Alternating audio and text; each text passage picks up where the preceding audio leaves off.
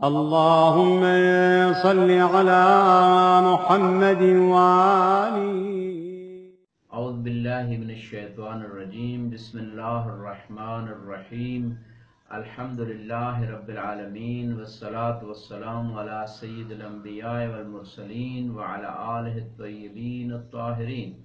قال اللہ سبحانہ وتعالی بسم اللہ الرحمن الرحیم ولا یبدین زینتہن.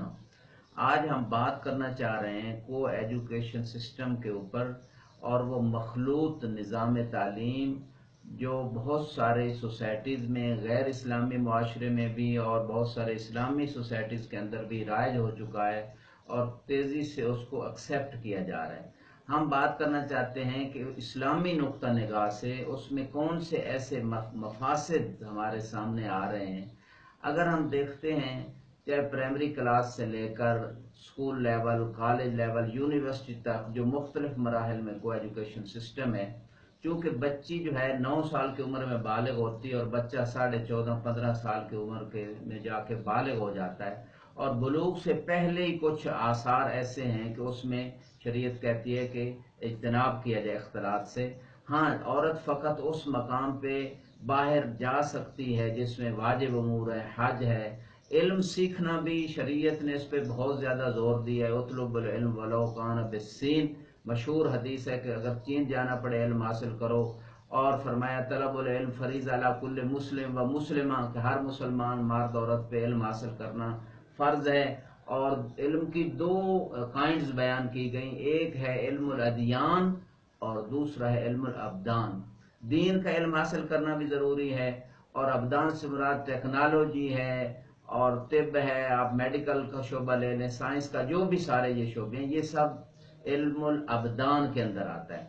تو اسلام نے علم کی رغبت دلائی ہے. اقرأ باسم ربک الذی خلق، پہلی وحی ہی جو ہے علم کے بارے میں آئی ہے.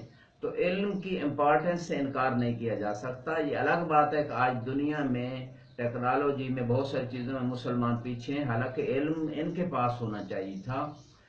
تو علم جو حاصل کرنا یہ ہر مرد عورت پہ فرض ہے. دین کا علم کچھ لوگ حاصل کریں اور وہ بتائیں جا کے لوگوں کو، اور دنیا کا علم بھی حاصل کرنا ضروری ہے، لیکن ان قواعد و شرائط کے اندر کہ جو شریعت نے اور عقل نے انسان کی کامیابی کے لیے قرار دی ہیں.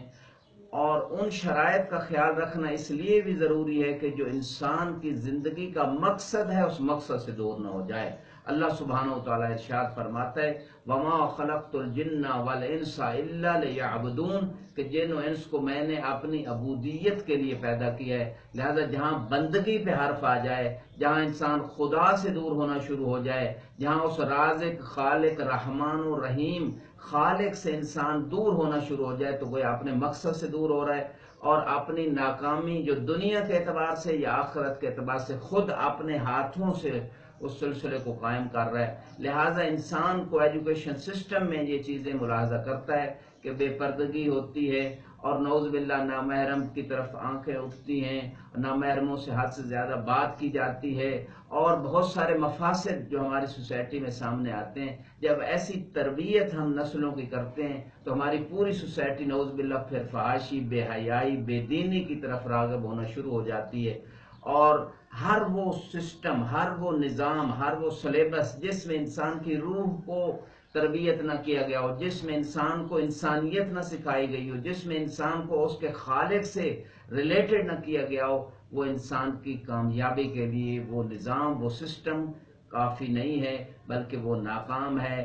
وقتی ظاہری کامیابی کو ہم ریئل سکسیس نہیں کہہ سکتے. لہذا پوری سوسائٹی کی کامیابی کے لیے، ایک فیملی کی کامیابی کے لیے، ایک پرسن شخص کی جو ہے اس کے انڈیویجول سکسیسفل کے لیے ضروری ہے کہ وہ انسان جو ہے ان تمام قوانین کا احترام کرے جو خالق نے اس مخلوق کے لیے بنائے ہیں. لہذا بے پردگی سے بچا جائے، اور کو ایجوکیشن سسٹم کے بجائے جینٹس کے لیے الگ سکولز و کالج ہوں اور لیڈیز کے لیے الگ سکولز و کالج ہوں. اور اس میں یہ جو بہانہ کیا جاتا ہے کہ اتنے سورسز نہیں ہے، یہ ایسی بات نہیں ہے. مَن يَتَّقِ اللَّهَ يَجْعَل لَّهُ مَخْرَجًا وَيَرْزُقْهُ مِنْ حَيْثُ لَا يَحْتَسِبُ، جو تقوی اختیار کرتا ہے خدا اس کے لیے مشکلیں آسان کرتا ہے اور اسے وہاں سے رزق دیتا ہے کہ جہاں سے اسے گمان بھی نہیں ہے۔